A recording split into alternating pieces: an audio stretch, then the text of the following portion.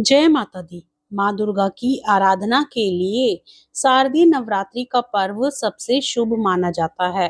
इस दौरान दुर्गा माँ के 9 अलग अलग रूपों की पूजा की जाती है। इसी कड़ी में दूसरा दिन देवी माँ के ब्रह्मचारिणी रूप को समर्पित किया गया है। धार्मिक मान्यता के अनुसार जो व्यक्ति माँ ब्रह्मचारिणी की पूजा करते हैं, उनमें वैराग्य, तप, संयम, सदाचार की वृद्धि होती है। उस व्यक्ति का मन कठिन से कठिन परिस्थिति में भी नहीं डगमगाता। कहा जाता है, माँ ब्रह्मचारिणी अपने भक्तों के दुर्गुणों, मलिनता और दोषों को दूर कर देती है।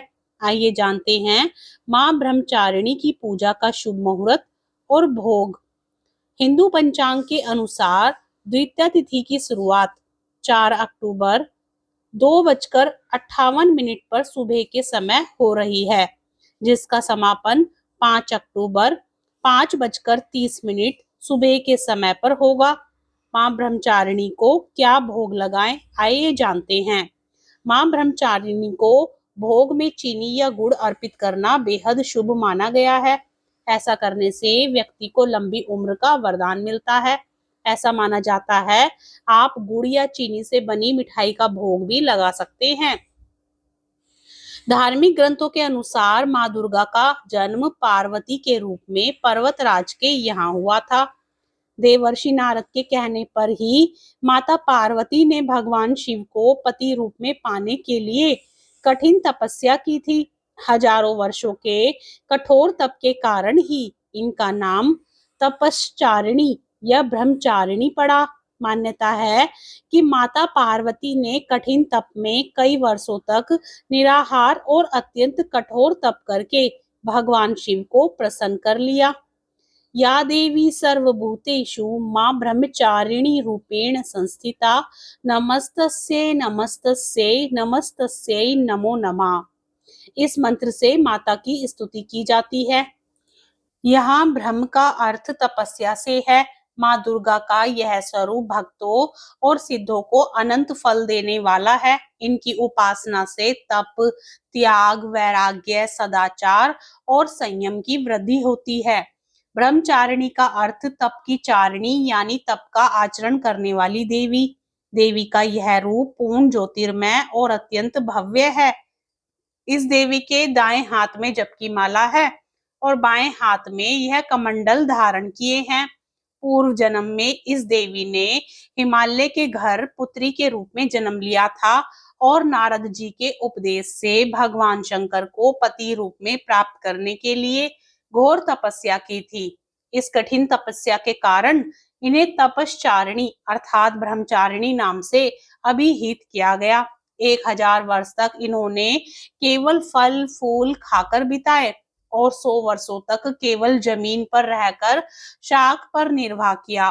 कुछ दिनों तक कठिन उपवास रखे और खुले आकाश के नीचे वर्षा और धूप के घोर कष्ट सहे। 3000 वर्षों तक टूटे हुए बेल पत्र खाए और भगवान शंकर की आराधना करती रही। इसके बाद तो इन्होंने सूखे बेल पत्र खाना भी छोड़ दिए। कई हजार वर्षों तक निर्जल और निराहार रहकर तपस्या करती रही। पत्तों को खाना छोड़ देने के कारण ही इनका नाम अपर्णा नाम पड़ गया। कठिन तपस्या के कारण देवी का शरीर एकदम क्षीण हो गया। देवता, ऋषि, सिद्धगण, मुनि सभी ने ब्रह्मचारिणी की तपस्या को अभूतपूर्व पुण्य कृत्य बताया, सराहना की और कहा, हे देवी, आज तक किसी ने इस प्रकार की कठोर तपस्या नहीं की। यह तुम्ही से ही संभव था। तुम्हारी मनोकामना परिपूर्ण होगी और भगवान चंद्रमौली शिव जी तुम्हें पति रूप में प्राप्त होंगे। अब तपस्या छोड़कर घर लौट जाओ, जल्द ही तुम्हारे पिता तुम्हें बुलाने आ रहे हैं। इस देवी की कथा का यह सार है कि जीवन के कठिन संघर्षों में भी मन विचलित नहीं होना चाहिए। मां ब्रह्मचारिणी देवी की कृपा से सर्व सिद्धि प्राप्त होती है। दुर्गा पूजा के दूसरे दिन देवी के इसी स्वरूप की उपासना की जाती है। प्रेम से बोलिए मां ब्रह्मचारिणी देवी की जय। अब सुनिए मां ब्रह्मचारिणी देवी की आरती। जय अम्बे ब्रह्मचारिणी माता, जय चतुरानन प्रिय सुखदाता। ब्रह्मा जी के मन भाती हो, ज्ञान सभी को सिखलाती हो। ब्रह्मा मंत्र है जाप तुम्हारा, जिसको जपे सकल संसारा। जय गायत्री वेद की माता, जो मन निस दिन तुम्हें ध्याता। कमी कोई रहने न पाए, कोई भी दुख सहन न पाए, उसकी विरति रहे ठिकाने। जो तेरी महिमा को जाने, रुद्राक्ष की माला लेकर जपे जो मंत्र श्रद्धा देकर।